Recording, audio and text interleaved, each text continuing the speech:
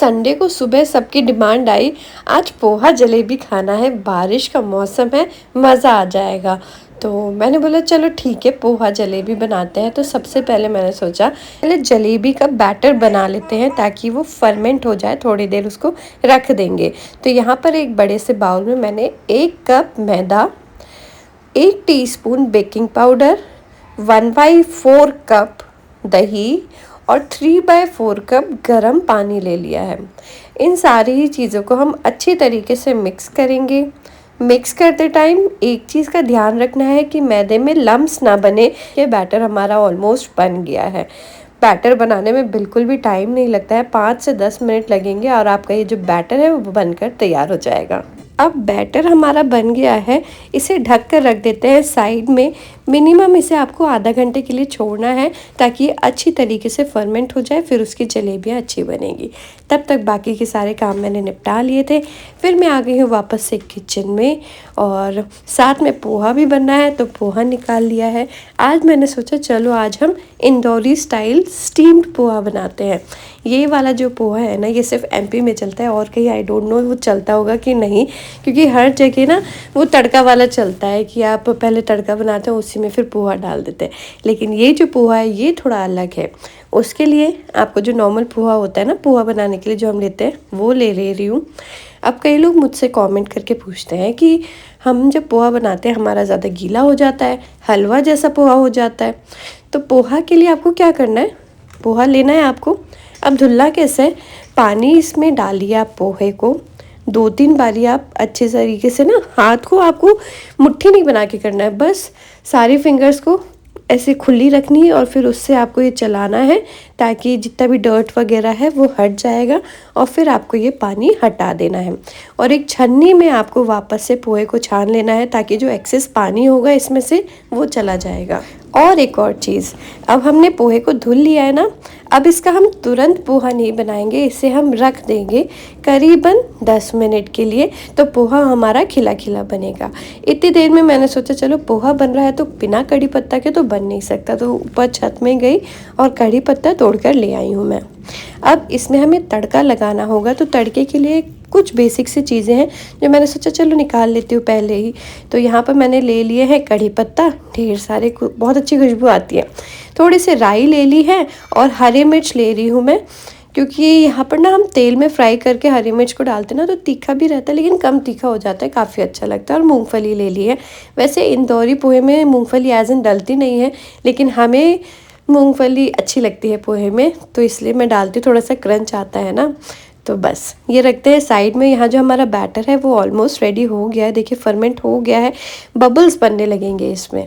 अब मैंने सोचा थोड़ा सा इसमें कलर डाल देते हैं। कई लोग चाशनी में कलर डालते हैं लेकिन फिर ना वो हाथ में कलर आ जाता है तो अच्छा नहीं लगता, इसलिए हम ना जो जलेबी का बैटर है उसी में कलर डालेंगे। थोड़ा सा येलो फूड कलर ले रही हूँ, आप चाहें तो इसे टोटली स्किप भी कर सकते हैं।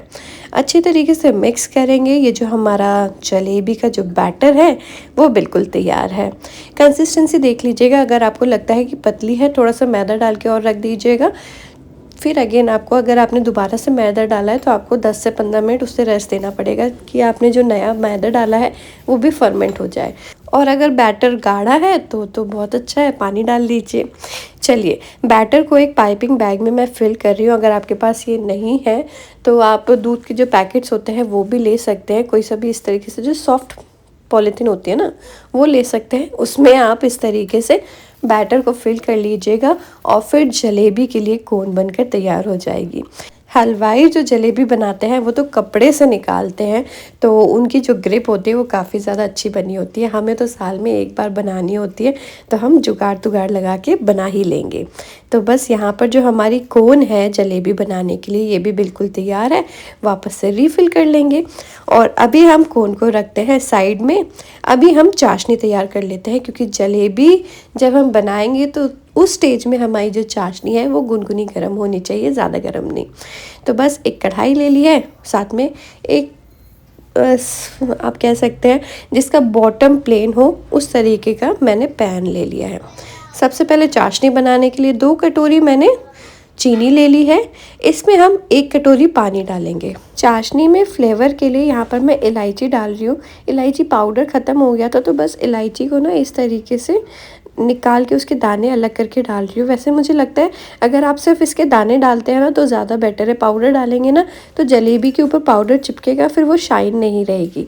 और थोड़े से आप चाहें तो केसर के स्ट्रैंड्स डाल सकते हैं, अदरवाइज़ आप केसर को टोटली स्किप कर सकते हैं। अब सबसे पहले तो गैस की फ्लेम मीडियम रख के आपको चीनी को मेल्ट कर लेना है। और जब तक यहाँ पर चीनी पिघल रही है मैंने सोचा चलो पैन में हम घी डाल लेते हैं। तो जो हमें जलेबी बनानी है उसके लिए तैयारी साथ में करते जाते हैं।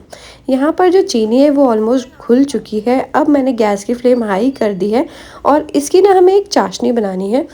एक तार प्रॉपर एक तार वाली चाशनी नहीं बनानी है, लेकिन हाँ अगर आप अपनी उंगलियों के बीच में ले तो आपको ना चिपचिपाहट फील होने चाहिए और तार बनता हुआ दिखना चाहिए इस तरीके से। अब बस चाशनी को रखेंगे साइड में, थोड़ा जब ये ठंडी हो जाएगी फिर हम आगे प्रोसीड करेंगे जलेबी बनाने में। गरम गरम चाशनी में जलेबी डालेंगे ना तो जलेबी आपकी सौगी हो जाएगी, क्रिस्पी बिल्कुल नहीं रहेगी। सारी तैयारी कर ली है जलेबी बनाने के लिए, लेकिन फिर मुझे लगा अभी तो चाशनी गर्म है, लाओ तब तक पोहा ही बनने रख देते हैं। तो पोहा जो है ना छन्नी में था, खिला खिला हो गया है, वापस से एक बड़े से पतीले में ले रही हूँ क्योंकि अब इसमें ना हमें नमक, चीनी और हल्दी डालना है। नमक स्वाद अनुसार, चीनी इतने पोहे में 2 चम्मच चली जाएगी और हल्दी थोड़ा सा। पोहा जो है ना ज़्यादा येलो नहीं अच्छा लगता, लेमन येलो कलर का जो पोहा होता है वो दिखने में ज़्यादा अच्छा लगता है, तो हल्दी को थोड़ा कम ही रखिएगा। और बस इसे मिक्स कर लेंगे तो सारी चीज़ें मिक्स हो जाएंगी। अभी आपको हल्दी का कलर इसमें बिल्कुल नहीं दिखेगा, लगेगा कितना रूखा सूखा पोहा है, लेकिन बिल्कुल ऐसा ही चाहिए हमें। अब इस पोहे को हम वापस से छन्नी में ट्रांसफ़र करेंगे क्योंकि अब हमें पोहे को करना है स्टीम। तो ट्रांसफ़र कर लिया है हमने छन्नी में। अब पतीले में मैंने यहाँ पर पानी गर्म करने के लिए रख दिया है और इसके ऊपर हम रख देते हैं हमारी ये छन्नी और इसे हम ढक देंगे। गैस की फ्लेम को मीडियम सेट करेंगे और इसे हमें स्टीम दे देना है करीबन 10 मिनट के लिए। 10 मिनट में हमारा ये पोहा रेडी हो जाएगा। देखिए 10 मिनट बाद कितना प्यारा येलो कलर आया है, बहुत अच्छी तरीके से स्टीम हुआ है हमारा ये पोहा। चलिए इसे हम रख देते हैं साइड में। अब पोहा के लिए तड़का भी तैयार कर लेते हैं। तो एक तड़का पैन ले लिया है, अब इसमें हम तेल डाल देते हैं। वैसे नॉर्मली जब हम पोहा बनाते हैं ना तो पोहा में अच्छा खासा अमाउंट ऑफ तेल चला जाता है, लेकिन यहाँ पर इस पोहे में आप तेल की जो क्वांटिटी है वो आप अपने अकॉर्डिंग कम या ज़्यादा कर सकते हैं। पहले मैंने सोचा लाओ मूंगफली रोस्ट कर लेते हैं क्योंकि रोस्टेड मूंगफली जो है वो खाने में ज़्यादा अच्छी लगती है, पोहे में अच्छी क्रंची हो जाती है। तो पहले तो मैंने मूंगफली को यहाँ रोस्ट कर लिया है, रोस्ट हो गई है तो एक बाउल में निकाल ली है। अब तड़के के लिए थोड़ा सा तेल मैंने वापस से लिया है इसमें और इसमें हम डाल देंगे बाकी की सारी ही चीज़ें क्या क्या थी, कुछ नहीं था, राई थी और हरी मिर्च थी और कड़ी पत्ता था। बस सारी चीज़ें मैंने इसमें डाली, जल्दी से मिक्स किया और वापस से ये सारी चीज़ें चली गई हमारे पोहे में। अब बस मिक्स कीजिए और ये पोहा रेडी है। बस अब इसमें जो अब आपको ऐड ऑन करने हैं वो आपकी चॉइस है। जैसे कि मैंने इसमें ऊपर से नींबू का रस डाल दिया है, हरी धनिया पत्ती डाल दी है, जो हमने मूंगफली रोस्ट की हुई थी वो डाल दी है। आप यहाँ पर बारीक कट की हुई प्याज भी डाल सकते हैं, वो भी काफ़ी अच्छी लगती है। और सुंदरता को और बढ़ाने के लिए अनार भी डाल सकते हैं। चलिए ये हमारा पोहा रेडी हो गया है, रखते हैं इसे साइड में। पहले जलेबी बना लेते हैं फिर हम सर्व करेंगे अपने पोहे को। तो यहाँ पर देखिए जलेबी की कोन भी बिल्कुल तैयार है, तो बस उसमें कट करते हैं। ज़्यादा मोटी मोटी नहीं बनाएंगे, घर में बना रहे हैं तो पतली बनाएंगे। मार्केट में तो कभी कभी मोटी भी हो जाती है, कभी कभी बड़ी अच्छी करारी भी मिल जाती है। नहीं, अब बस जो हमारा जो पैन था ना जिसमें हमने घी डाला था वो ले लिया है। यहाँ पर आपको गैस की फ्लेम हाई रखनी है, जलेबी हमेशा हाई फ्लेम पे ही सिकेंगी। और यहाँ पर हम जलेबी अपनी बना लेंगे। अब क्योंकि हम रोज़ रोज़ जलेबी नहीं बनाते हैं तो खुद से ये एक्सपेक्ट करना कि बिल्कुल मार्केट जैसी दिखने में जलेबी बनेगी वो पॉसिबल नहीं हो पाता, क्योंकि भाई उनका रोज़ का काम है, उनका हाथ सेट होता है, एक बार में वो सारी ही जलेबी बना देते हैं इतनी कढ़ाई भर के। लेकिन हम एक एक करके गोल गोल उन्हें स्वर्ल देंगे। देखिए इस तरीके से, ज़रूरी नहीं है कि आप बिल्कुल लंबी जैसी उसकी स्केल जैसी बना ले जलेबी, एक एक करके बनाइए। खाना है, स्वाद तो अच्छा है ही, बस इस तरीके से बनाइए, लुक भी अच्छा ही लगेगा। यहाँ पर मैंने जलेबी सेक ली है और इस तरीके से ना चिमटा ले लीजिएगा और उससे पलट पलट के आपको जलेबी सेकनी है और ज़्यादा ब्राउन नहीं करनी है क्योंकि बहुत जल्दी ये सिक जाती है। तुरंत ही चाशनी में डालेंगे। चाशनी में करीबन 1 मिनट के लिए जलेबी को रखने देंगे और उसके बाद हम चाशनी से सारी ही जलेबी को निकाल लेंगे। और जलेबी हमें निकाल के ना एक जाली में रखनी है ताकि जितनी एक्सेस चाशनी होगी ना उसमें वो जाली से ड्रिप आउट होकर एक प्लेट में गिर जाएगी। इस तरीके से हमने यहाँ पर ये सारी जलेबी सेक ली है। कैसी लग रही है ज़रूर बताइएगा। आई होप अच्छी लग रही हो। मेरा ससुराल ना झांसी के पास मऊरानीपुर है, वहाँ पर है। तो वहाँ पर तो भाई जलेबी और समोसा सुबह नाश्ते का स्टेपल होता है। और मेरा मायका है भोपाल और भोपाल में चलता है पोहा जलेबी। तो हमारे यहाँ जलेबी खूब खाई जाती है। मेरे हस्बैंड को, मेरे इन लॉज को, मेरे पेरेंट्स को, सबको बहुत ज़्यादा पसंद है जलेबी। तो बस कभी आएंगे तो उन्हें भी बनाकर खिलाऊंगी। फ़िलहाल तो हमने प्लेट भर के जलेबी बना ली है। अब हम भी खाएंगे, पड़ोसियों को भी खिलाएंगे, सबको खिलाएंगे। और सबसे पहले तो हम भगवान जी को भोग लगाएंगे। तो बस कान्हा जी को भोग लगा दिया है। और कैसी लग रही है हमारी ये जलेबी ज़रूर बताइएगा। मस्त क्रिस्पी और जूसी जलेबी बनकर तैयार हुई है।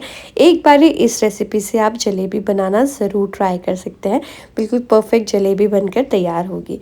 चलिए अब सब चीज़ें बन गई हैं, प्लेटिंग कर लेते हैं। तो बस प्लेट पे हमने डाल दिया है पोहा। देखिए कितना प्यारा लग रहा है पोहा का कलर ना, लेमन येलो। अगर ज़्यादा हम हल्दी डाल देंगे ना तो अजीब सा लगता है।